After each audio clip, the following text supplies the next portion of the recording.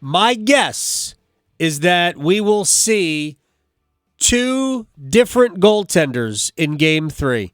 I think our matchup will not be Anderson versus Varlamov. I believe we will see Kochetkov versus Sorokin, and two Russians. 3 out of the 4 goalies in the series, Russians. Also, we haven't even mentioned this. Number 22, Brett Pesce. Looks like, they haven't released anything, but Rod Brindamore last night did not seem all that optimistic that it was going to be good news on the health of Brett Pesce. Pesce was on the ice for the third goal, for the power play goal that made it 3-0. He got twisted up there. He took a couple of more shifts, so I don't know if the injury happened then and he just realized after a couple more shifts that he couldn't go, or if something happened in either of those two shifts. But we'll see. But Dmitry Orlov, now's your time. He's been playing great. Dmitry has been playing great hockey the last 3 months for Carolina. Like the kind of hockey you pay a guy $7.75 million to play, to be honest. And I've been a huge critic of that signing. But boy, has he been good. And Jalen Chatfield keeps getting better. So Carolina's core 5 really good. And then Tony DeAngelo, this is my guess, will draw in. Sean Hill also wore number 22. I don't believe has any issues that would keep him out of the lineup, but he joins us on the Adam Gold Show. He's taking a break from making number 9s up at the Jersey Mikes in Youngsville. Sir, Lewisburg. I'm sorry, Mike, got that wrong. They're very different. I'm up in that area. Okay, I apologize. Do we have beef, so to speak, between Lewisburg and Youngsville? Is there like no.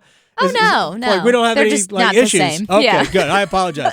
I don't think there's a store open in Youngsville yet, to be honest with you. There's not. Well, you should get on that, Sean. Well, I'd love to. Unfortunately, we don't have that trade area, but we'd love to get it. All right. Well, maybe we can make a trade. Hey, we can work together, Sean. Deadline day coming. Yeah, exactly. All right. Let's as you're watching last night, and you've been on the ice, and the reason I thought about you was you were on the ice for the Miracle at Molson, and you can feel momentum shift. Could you feel that last night? I could. When we got the first one, I was, kind of still a little bit guarded, but then the way we started and kept playing after that, I was like, it's gotta, it's gonna happen. And then, Jarvis' goal was electric. And then I'll tell you what, when we got the second one, I said to my son, I said, we're winning this thing. And then I didn't say it out loud after we tied it, but I thought to myself, these guys are going to win this in regulation. And yep. Crazy as it is, they did, and I was not one bit surprised. But I mean, I don't know if I've ever been so much wrapped up in being a fan as I was in that game. It was amazing, and people, here and there will stop me and say, I'm so sorry. I'm just a fan. And I said, listen, you don't have to apologize. That's exactly what I am. And we're exactly the same. And, I'm a huge, huge fan of this team, and it's a fun time of year. It is the best time of the year. Now I have some, friends who are Islanders fans, and like, we blew it. I mean, is that a case of, when Carolina's playing their game, maybe the Islanders just don't have enough, I don't know, is it foot speed on the back end? I think they have a good defense. It's not what it used to be. It's not the same defense as they had a couple of years ago, maybe 3-4 years ago when Devin Taves was there or Nick Leddy was there. Guys are a little bit older. And Noah Dobson's clearly not healthy, because I thought he got big boyed, especially on the Martinook goal that put him ahead.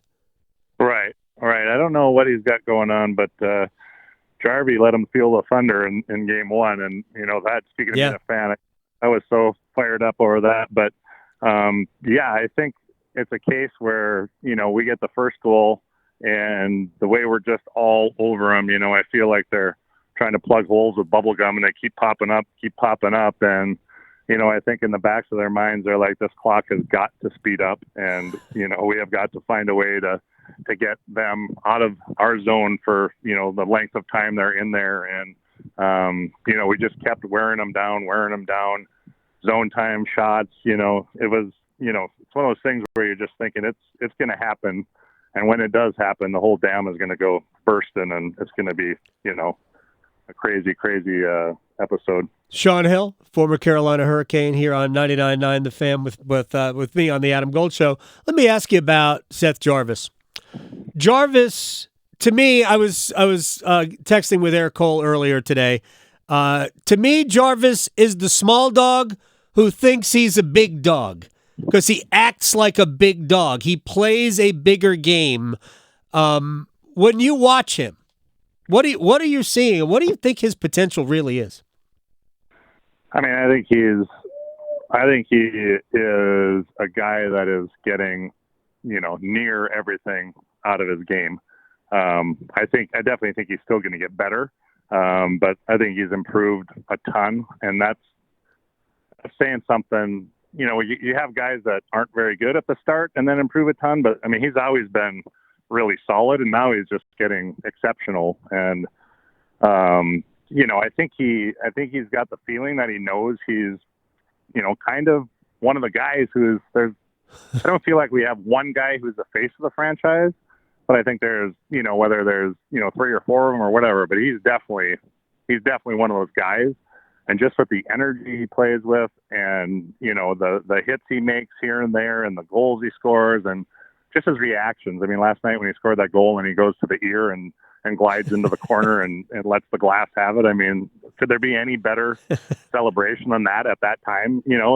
Telling the crowd, I need you, I need to hear you, and right. I get chills talking about it right now. He's just a special player, and he just keeps getting better and better, and he knows, he knows he's important, but he goes about it the right way every day. He grabs his lunch pail and he goes out there and blocks shots and hits, and gives 110% every time out. It doesn't matter if he scores or not. He's effective and a huge leader on this team. Yeah, the interesting thing for me about Jarvis is that when Rod changed the lines a couple of months ago, and he put Jesper Fast, he dropped Jesper Fast down to play on a fourth line to give them some more, just a little bit more grit below.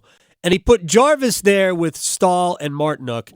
And just watching it, it just seemed to me like Jarvis just enjoyed playing that way. Very north-south, try to be physical, all about just being a pest. And I thought he had a great time with it. Clearly, he can play on a top line because he, Aho, and Gensel, just worked incredible magic together for about, 3.5, 4 weeks. But when they flip Svechnikov to go back up top and put Jarvis back there again, I think he digs it. And I think he loves playing that way. And as long as they have the puck, he's going to get a chance to score, and that happened last night. Right. Yeah. I think he's the ultimate teammate. Just the way he handles that. I mean, there's so many guys that would sulk about that and look at that as a demotion. And I don't know how he looked at it, but from the outside, it looks like he said, I'm going to go down there and I'm going to bust my butt every second I'm out there, and I'm going to try and add something to this line that they haven't necessarily had.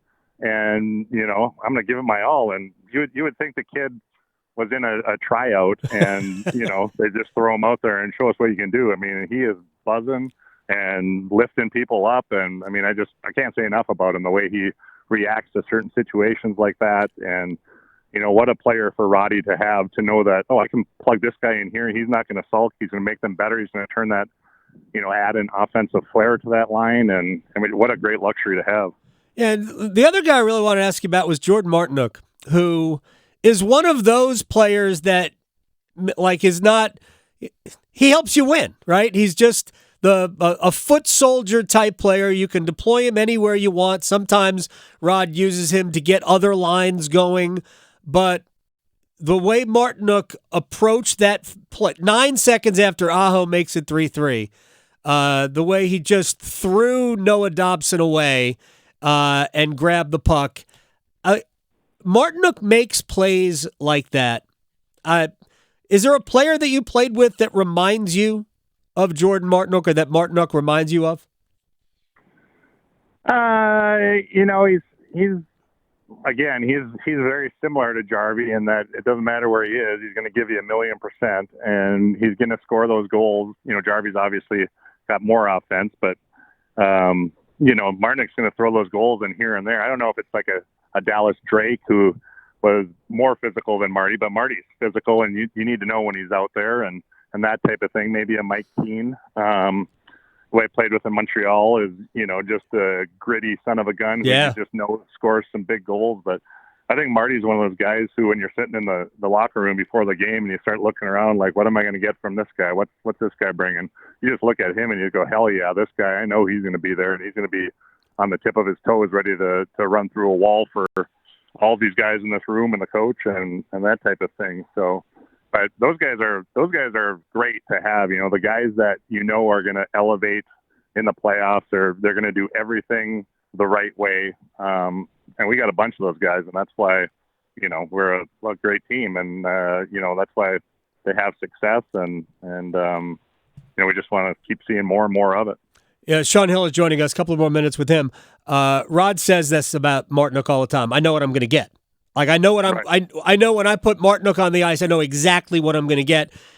Same thing he says about the captain, Jordan Staal.